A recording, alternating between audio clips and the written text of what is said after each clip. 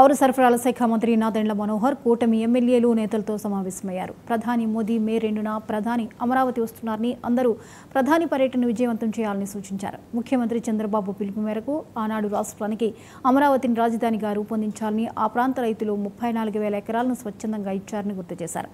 రాజధాని పనులకు రాష్ట్ర ప్రధాని నరేంద్ర మోదీ శంకుస్థాపన చేసి రాజధాని పనులు ప్రారంభం కాగా గత ప్రభుత్వం సదరు పనులను నిలిపివేసిందన్నారు. రాజధాని పునర్నిర్మాణ పనులు చేపట్టబోతున్నామన్న ఆయన రాజధాని నిర్మాణానికి ప్రధాని 10,000 కోట్లు కేటాయించారన్నారు. ఈ సభ విజయవంతం కోసం ప్రతి ఒక్కరం కూడా ఒక బాధ్యతతో కృషి చేయాలనే మాట ప్రతి ఒక్కరం కూడా విజ్ఞప్తి చేశాం. ఆ మాట వెనుక ఆలోచన ఏంటంటే ఎంతో నమ్మకంతో అమరావతి ప్రాంతంలో ఉన్న రైతులు రాజధాని నిర్మాణం కోసం గతంలో 34,000 ఎకరాలు స్వచ్ఛందంగా వాళ్ళు గౌరవ ముఖ్యమంత్రి గారు చంద్రబాబు నాయుడు గారి పిలుపు మేరకు నిలబడి ఆ రోజున ల్యాండ్ పూలింగ్ చేస్తూ మన రాష్ట్రానికి ఒక రాజధాని కావాలనే ఆలోచనతో పెద్ద మనసుతోటి వాళ్ళు నిలబడ్డారు. ఒకసారి ప్రధానమంత్రి గారు వచ్చారు, శంకుస్థాపన చేశారు.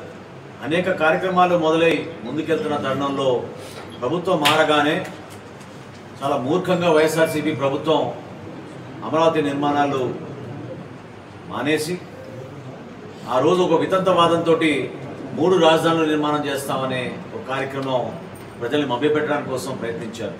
కానీ ఎవరు కూడా నమ్మలేదు. అక్కడ ఉన్న రైతులు ఎంతో బాధతోటి వాళ్ళు ప్రభుత్వం పైన నమ్మకం ఏ విధంగా వాళ్ళు భూమి ఇచ్చారో కోల్పోయామనే ఆవేదన వాళ్ళకు ఉన్నా కూడా సహనంతో వాళ్ళు ఉద్యమాలు చేస్తూనే ఉన్నారు.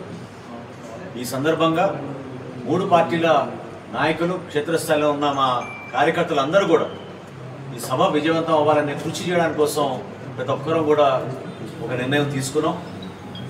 ఏ విధంగా గౌరవ ముఖ్యమంత్రి గారు, ఉప ముఖ్యమంత్రి గారు పవన్ కళ్యాణ్ గారు, నరేంద్ర మోడీ గారిని మనం ఘనంగా స్వాగతించాలి, అద్భుతమైన కార్యక్రమం చేయాలని వాళ్ళు మాకు సూచించారు.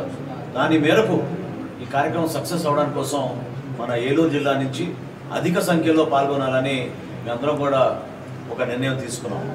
ఇది కేవలం ప్రభుత్వ కార్యక్రమే కాదు, పార్టీల పరంగా కూడా మాకు బాధ్యత ఉంది. ఇవి ఇప్పటివరకు అప్డేట్స్. మరిన్ని అప్డేట్స్తో మళ్ళీ